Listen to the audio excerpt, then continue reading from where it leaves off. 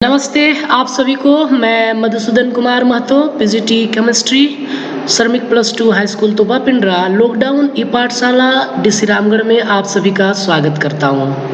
आज हम लोग क्लास 11th के केमिस्ट्री का एक टॉपिक कवर करने वाले हैं, मॉडर्न पीरियोडिक टेबल। जैसा कि लास्ट वीडियो में हम लोगों ने चर्चा किया था, मॉडर्न पीरियोडिक टेबल को ही लॉन्ग फॉर्म पीरियोडिक टेबल कहते हैं और यह टेबल या मॉडर्न पीरियोडिक टेबल हमारा किस लॉ पर आधारित है? मॉडर्न पीरियोडिक लॉ पर आधारित है। मॉडर्न पीरियोडिक लॉ किसने दिया था? मोजली ने दिया था। मॉडर्न पीरियोडिक टेबल से पहले मेंडलीव पीरियोडिक टेबल को वाइडली एक्सेप्ट किया गया था। मेंडलीव पीरियोडिक टेबल को ही स्वीकार किया गया था। मेंडलीव पीरियोडिक टेबल बेस्ड था मेंडलीव पीरियोडिक लॉ पर, जो कहता है the physical and chemical properties of elements are the periodic function of atomic mass, है ना। तो मेंडलीव का पीरियोडिक टेबल एटॉमिक मास के बदलने पर तत्वों का फिजिकल और केमिकल प्रॉपर्टी बदलेगा, यह बताता है। लेकिन जो लॉन्ग फॉर्म पीरियोडिक टेबल है वह मॉडर्न पीरियोडिक लॉ पर बेस्ड है, जो बताता है कि the physical and chemical properties of elements are the periodic function of atomic number. यानी मोजली लॉ बताता है कि तत्वों के भौतिक और रासायनिक गुण उनके परमाणु संख्या के बदलने पर बदलेंगे। ठीक है, तो मेंडलीव पीरियोडिक टेबल के कुछ डिमेरिट्स पाए गए, अवगुण पाए गए, जिनको दूर करने के लिए मोजली ने मॉडर्न पीरियोडिक लॉ दिया और उस आधार पर बोर ने मॉडर्न पीरियोडिक टेबल को प्रपोज किया। हालांकि मॉडर्न पीरियोडिक टेबल को प्रिपेयर किसने किया? लैंग एंड वार्नर ने। ठीक है, तो इसी चीज को हमने यहाँ पर लिखा है। On the basis of modern periodic law a scientist named bore proposed a long form periodic table that was prepared by wrong and Warner. Wrong and Warner ने मिलकर इस पीरियोडिक टेबल को पूरा किया है ना, प्रिपेयर किया है। ये है हमारा long form of periodic table. यह एनसीईआरटी बुक से लिया गया है।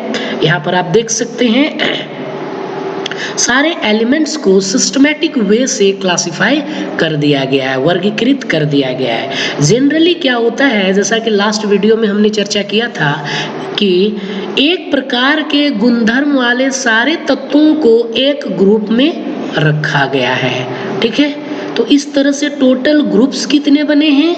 टोटल ग्रुप्स बने हैं हमारे 18, है ना। It consist of 18 vertical columns are called groups.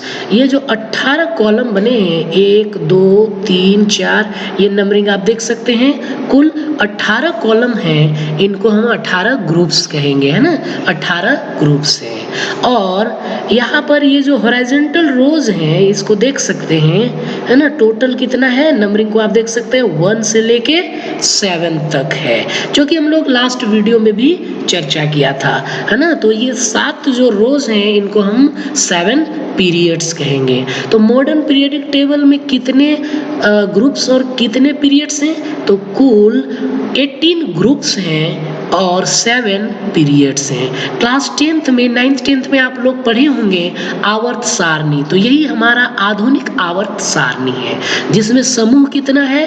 18 है और आवर्त कितना है? 7 है। ठीक है, तो आज हम लोग इन्हीं तत्वों को डिटेल में जानने की कोशिश करेंगे। ठीक है, इनका नामकरण को हम लोग देखने की कोशिश करेंगे कि किनको क्या नाम से हम लोग पुकारते हैं। ठीक है, तो यहाँ पर हम लोग देख रहे हैं element of group 1 2 13 to 17 are called normal और रिप्रेजेंटेटिव एलिमेंट्स। यानी ग्रुप 1 का एलिमेंट यहाँ देख सकते हैं, ये ग्रुप 1 हो गया, इसके एलिमेंट्स 2 के एलिमेंट्स और 13 14 के एलिमेंट 15 16 और 17, इन सभी को हम लोग रिप्रेजेंटेटिव एलिमेंट कहते हैं। तो कितने ग्रुप्स के एलिमेंट्स को हम रिप्रेजेंटेटिव एलिमेंट कहेंगे? टोटल 7 है। 1 2 13 14 15 16 एंड 17, टोटल 7 ग्रुप्स हैं। यहाँ पर देखिए जैसा कि लिखा हुआ है रिप्रेजेंटेटिव एलिमेंट्स ये दोनों हो गए, फिर रिप्रेजेंटेटिव एलिमेंट्स यहाँ पर यहाँ तक है। ठीक है, और ये 18 ग्रुप को हम लोग नोबल गैस कहते हैं। तो इस तरह से रिप्रेजेंटेटिव एलिमेंट्स को हम लोग समझ लिए। अब आगे देखते हैं elements of group 3 to 11 are called transition element. 3 से लेके 11 तक को हम लोग ट्रांजिशन एलिमेंट कहते हैं ना। यहाँ पर देखिए 3 to 11। हालांकि 12th वाला ग्रुप जो होता है ये डी ब्लॉक एलिमेंट कहलाता है ना। ये सभी हमारे डी ब्लॉक एलिमेंट है।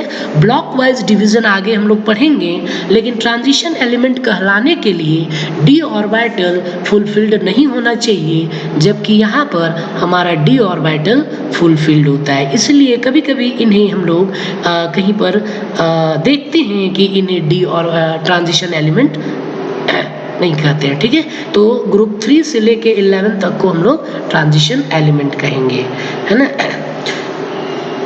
इसी तरह से the 14 element with atomic number Z equal to 58 to 71 containing, इसमें टोटल हमारे कितने एलिमेंट हैं?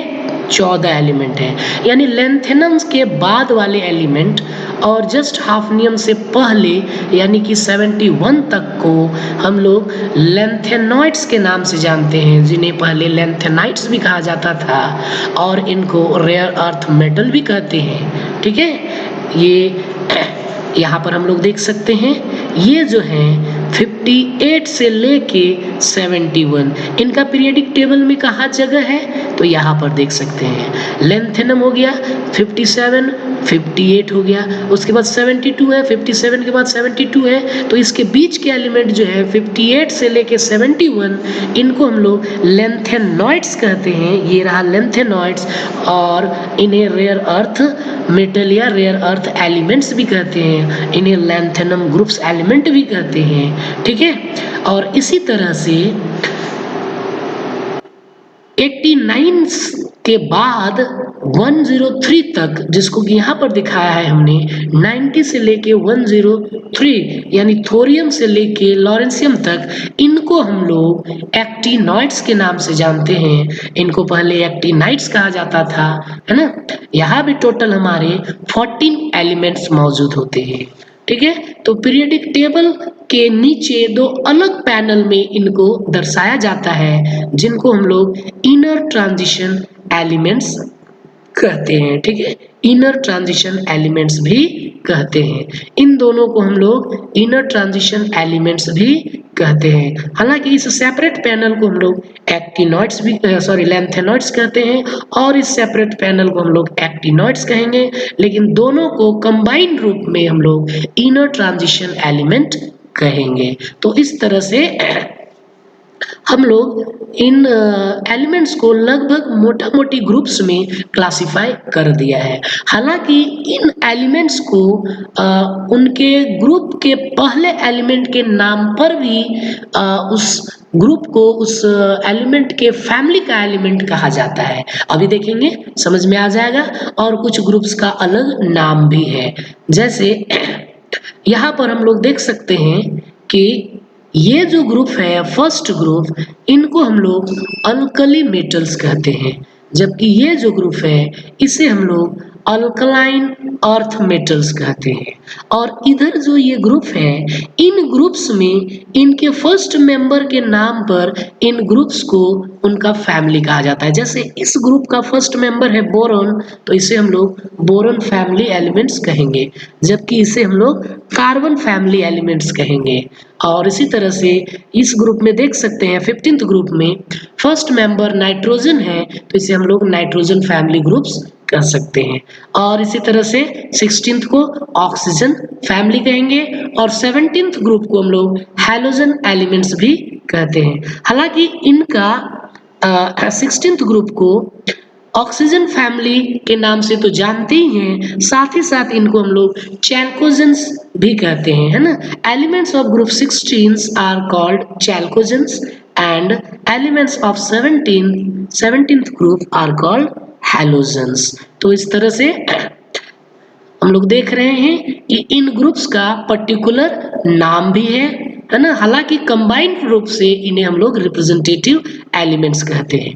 और ये जो 18th ग्रुप है, ये ग्रुप के जो सारे एलिमेंट्स हैं, इनका ऑक्टेट कंप्लीट होता है। आप लोग अष्टक सिद्धांत पढ़े होंगे क्लास 10 में, है ना, जिनके बाह्य कक्षा में 8 इलेक्ट्रॉन हो जाए उसका अष्टक हम लोग कहते हैं पूरा हो गया और वह अभिक्रिया में भाग नहीं लेता है। तो यह 18वां ग्रुप जो है 18 group elements are inert, they have complete octet, है ना। इनके आउटर मोस्ट ऑर्बिट में 8 इलेक्ट्रॉन्स कंप्लीट होता है ना। इनके वैलेंस शेल फुली फिल्ड है, कंप्लीट है, तो इन्हें हम लोग नोबल गैसेस और इनर्ट गैसेस कहते हैं, ठीक है। तो इस तरह से पीरियोडिक टेबल को हम लोग लगभग पूर्ण रूप से अलग अलग ग्रुप में क्लासिफाई कर दिया है, डिवाइड कर दिया है। तो चलिए एक बार फिर से हम लोग रिकैप कर देख लेते हैं, इसको एक बार फिर से रिवाइज कर लेते हैं। ये जो ग्रुप 1, 2, 13, 14, 15, 16 एंड 17